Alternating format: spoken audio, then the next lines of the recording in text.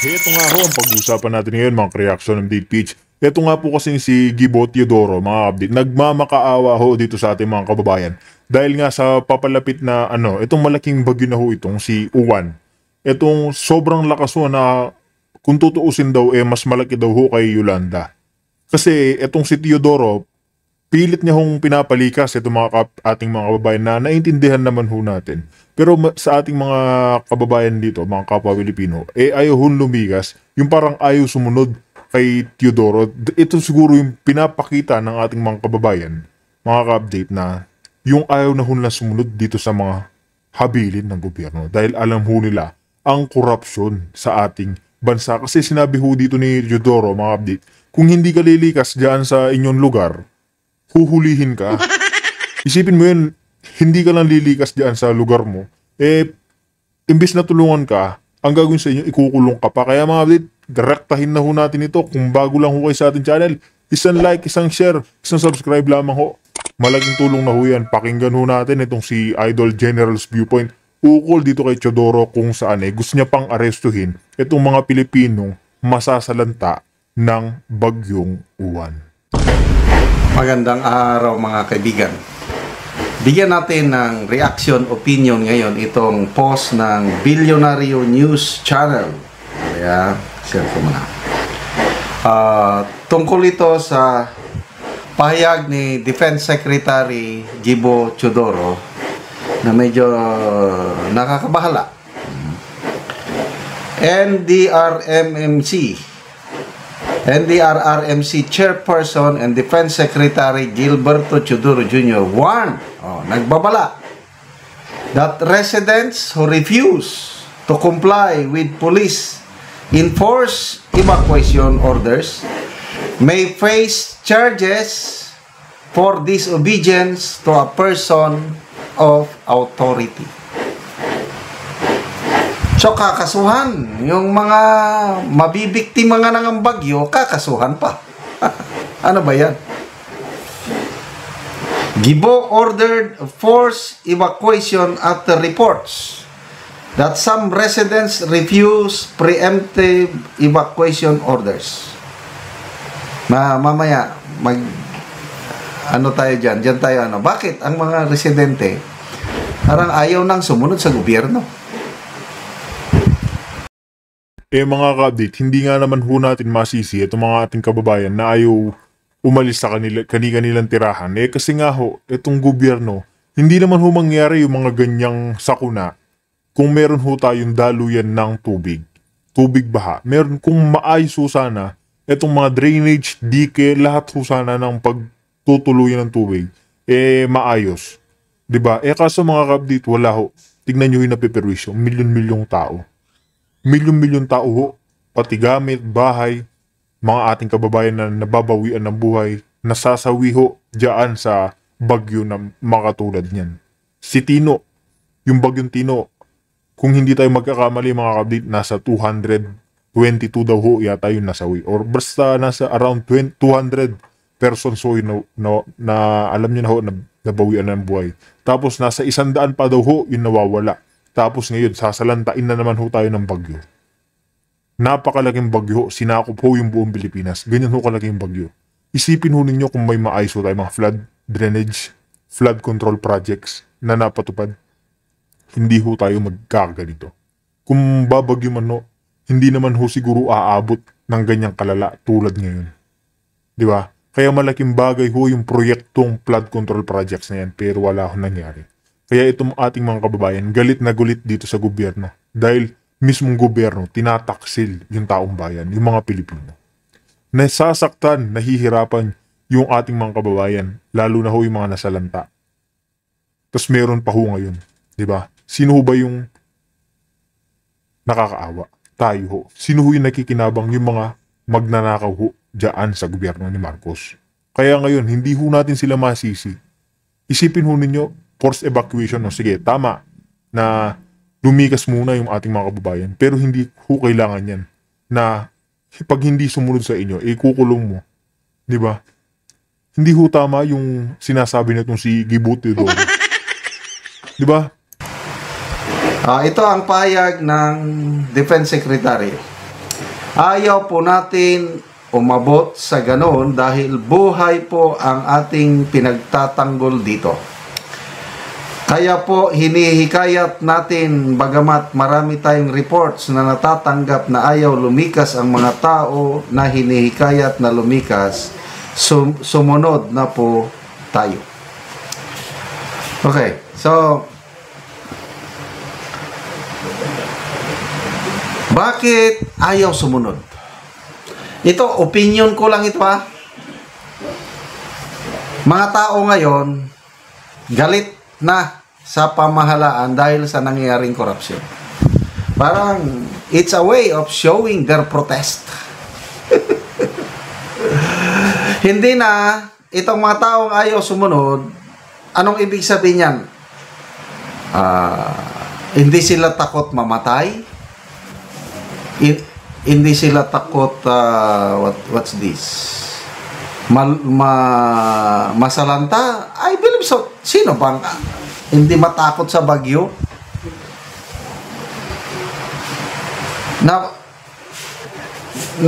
Napapanood ng taong bayan ngayon dahil sa social media makikita mo talaga yung kawawang nangyari sa Cebu, dinaanan ng Bagyo Tino. So ito na naman dadaanan ng Bagyo Uwan. Nakakatakot. So bakit ayaw sumunod? Hindi sila takot mamatay? Kung ako, takot ako. Bakit? But then, baka ito, opinion ko lang ito, I might be wrong. One way of protesting. Ayaw sumunod. Siguro, isip-isip ng tao doon na ninanakaw nyo kasi ang pundo ng taong bayan. Flood control kayo, yumayaman kayo. Kami naghihirap dito, ayaw kang sumunod. Baka ganun ang isip ng mga tao. So, sana naman hindi humantong kasi nga, aarestuhin mo nga. But sometimes, ang mga tao sa mga may mga kagamitan na ayaw talagang iwanan, mga ganun. Malala ko kay PRRD, hindi naman umabot sa ganitong sitwasyon na tinatakot ang mga tao. Kasi nung una, panahon ni PRRD, salita pa lang ni PRRD, ang mga tao, takot na, sumunod talaga. Yung, may dating ba? Example, yung tanimbala sa NAIA na talamak, panahon ng Aquino administration. Pagdating ng ating Tatay Digong, sabihin lang yun, sige, tuloy yan, pakain ko sa inyong bala. Yung ganun bang statement na it sends a message to yung mga lolo ka, tumigil sila. Ganun, that's leadership. But ito ngayon, dahil sa nangyayari, dahil sa galing at lakas ng dating ng ating presidente, wala na ang mga tabayan. Silent protest. I don't know anong tawag diyan. Silent protest. Tingnan natin ang reaksyon ng taong bayan,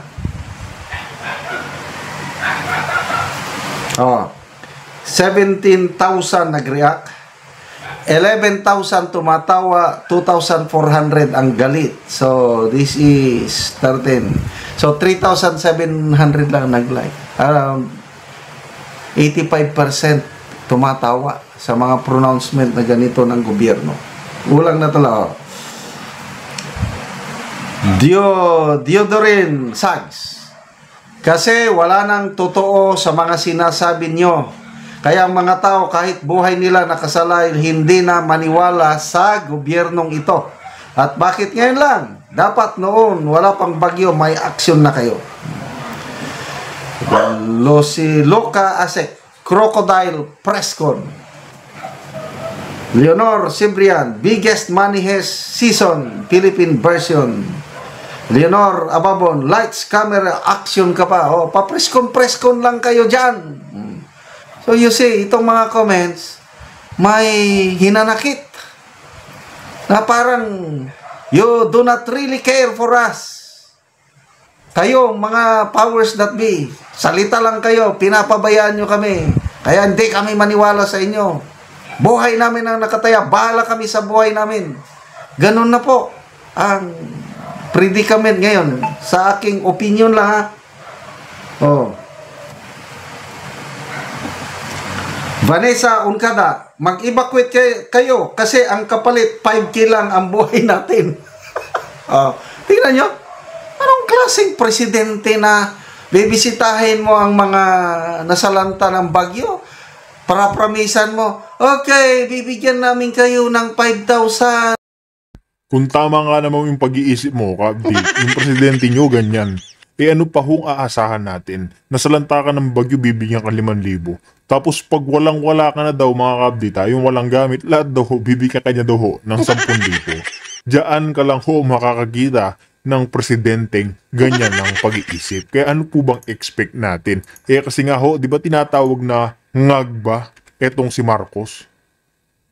Di ba? Tinatawag nga ngagba. Alam nyo na yan, banghag. Di ba? Kaya mga update, ano po bang aasahan natin sa gobyerno? Kung sila yung nagsasalita diyan ngayon.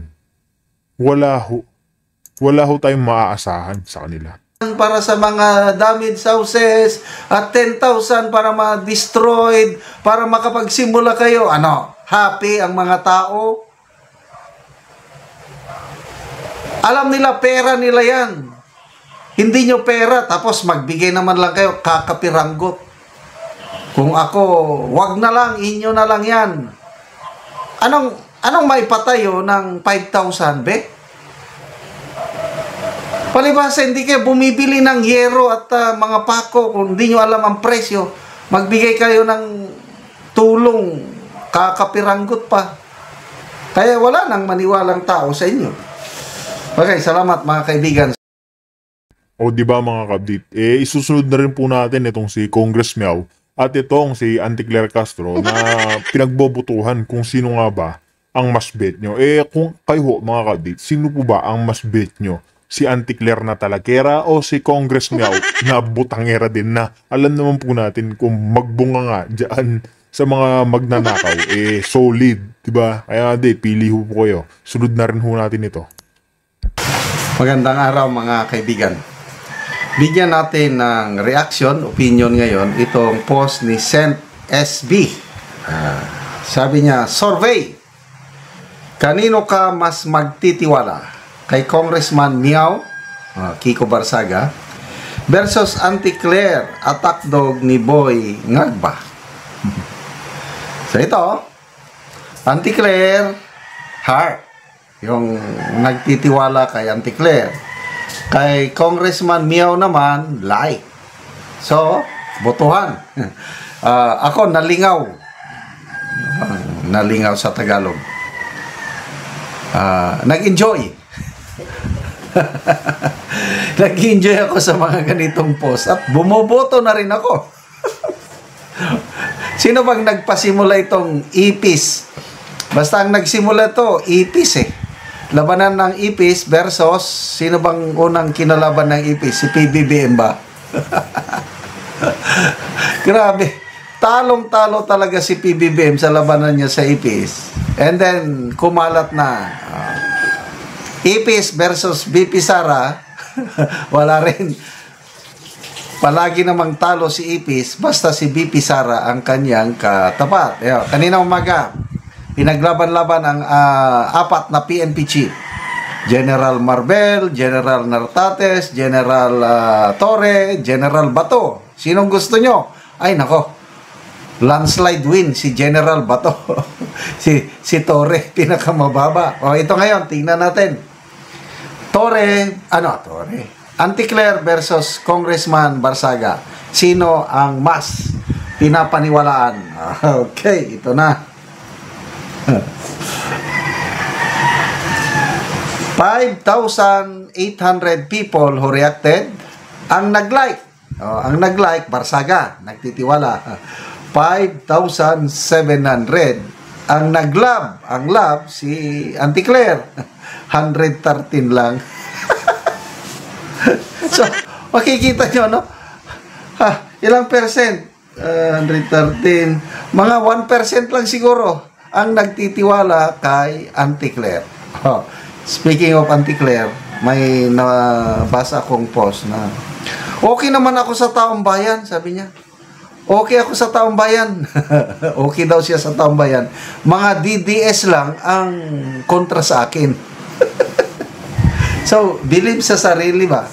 So, sabi ko, I disagree. Mga DDS. May mga DDS, isa na ako, natutuwa kay Auntie Claire. Natutuwa, iba yung naniniwala. Hindi ako naniniwala kay Auntie Claire, but natutuwa ako sa kanya. Gustong-gusto ko si Auntie Claire will remain as palace press officer hanggang matapos ng Administrasyong Marcos ang kanyang termino. Maraming DDS na ganyan. Ayaw nilang mawala. Ako, ayaw kong mawala sa poder, sa pwesto si Auntie Claire. Bakit? Enjoying eh. May entertainment value basta nagsalita si Auntie Claire. Para bang kung nagsasalita siya, nakakatawa na kasi in fairness, napakahirap ang trabaho ni Auntie Claire. Pero mo yan, depensahan mo ang isang pangulo na lahat ata ng kapalpakan sa buhay nasa pangulo, tapos ikaw ang tigdepensa. So in fairness, magaling. Magaling si Auntie Claire sa pagdepensa sa palasyo, lalo na kay Presidente Marcos. Ang galing niyang mag-divert ng mga issue. Ang galing niyang maghanap ng palusot hanggang yung palusot niya, kayang-kaya niyang i-divert yung issue papunta sa mga Duterte para sirain niyang mga Duterte. Ganon ang style niya. Kaya lang, epektibo ba ang kanyang ginagawa? Pinapaniwalaan ba siya ng nakakaraming taong bayan? Kaya dito, 5,800 people na nag-react o bumoto, 113 lang ang pumili sa kanya, halos 1% lang ang naniniwala sa mga sinasabi ni Auntie Claire. That's hard reality, real talk na yan. So, like leader, like follower. Ganon na rin ang Pangulo. Pansinin nyo ngayon, ang Pangulo, meron siyang mga pahayag na kung ano-ano, magkaisa tayo, kung ano-anong pahayag. Tignan mo, people who reacted. Ano ho bang expect natin dito kay Auntie Claire Castro? Nung isang araw nga lang di ba, nanghihingi ho siya ng tulong na tulungan ho natin ang Pilipino. Tayo pong lahat. Di ba yun? Kung magpatawa itong si Auntie Claire, mga kapdite, akala mo naman, yung mismong Pangulo natin, tinutulungan yung mga Pilipino. Kung makapanghingi ng tulong, ang kapal ng pagmumukha naman nitong ni Auntie Claire. Hihingi ho siya ng tulong, samantalang itong presidente na to, hindi niya matulungan yung kanyang bansa. Yung mga pinangako ho nila, sino ho nagdurusa? Wala. Lahat ho ng Pilipinong katulad ho natin. Tayo ho'y nagdudusa, sila ho nakaluklok sa kanilang mga mansyon, nagpapalaki lang ho ng bayag. Diba? Pinapanood ho kung ano mangyari, tapos after 3 days, after 1 week, doon bibisita si Marcos Jr. Magpo-photo ops, magpapapogi dyan sa media. Yan po yung malaking katotohanan dyan. Tapos magbibigay ng konting tulong, tapos hindi lang yan, bebentahan ka pa ng 20 pesos na bigas. Diba? Yan po yung mga galawan ng presidente. Tapos pag humingi ng tulong ito si Auntie Claire Castro, yung mismong kapwa niya Pilipino, hindi niya matulungan. Tinatawanan lang. Again, ito, nag-press con si Secretary Gibo Teodoro kanina. Bago lang. Sabi niya, nabalitaan namin, reports have reached our office, yung NDRRMC. Maraming tao na ayaw sumunod sa utos ng pamahalang Marcos na mag-evacuate. Kasi yung dinaanan ba o nadaanan na ng, kasi naglandfall na ang Bagyo Owan Owan ba? O yeah. Maraming tao pinapalikas, ayaw lumikas. Kaya sabi ng Defense Secretary, ayaw sana naming mangyari ito. Kaya lang, pag hindi kayo sumunod, That's disobedience to a person in authority. So, anong ibig sabihin nun? Pwedeng sampahan ng kaso ang mga tao. So, anong ibig sabihin nito? Maraming tao na ayaw nang maniwala sa gobyerno. Yun lang ang nakikita ko, opinion ko lang ito. May resentment, may silent protest ang mga tao. Bakit? Gobyerno mo diya, utos-utos mo diya, wala kayong pakialam sa amin, you do not care. Ganon. Yung mga naghirap. Kasi alam naman ng taong bayan, karamihang taong bayan, yung kurakot. Alam nila, bilyones, trilyones ang binubulsa ng mga politiko na instead na makatulong ang pundo na inilaan, ibinubulsa lang, at ang taong bayan, punong-puno na galit na sa gobyerno. Kaya yun, siguro, ayaw nilang sumunod as a way of protesting sa nangyayari sa gobyerno ngayon. Yun ang aking nakikita. So, may napanood ako kanina, post sa may Bicol. Sabi ito, maanod talaga, baha, with bato, with galing sa Mount Mayon. Humihingi na sila ng tulong.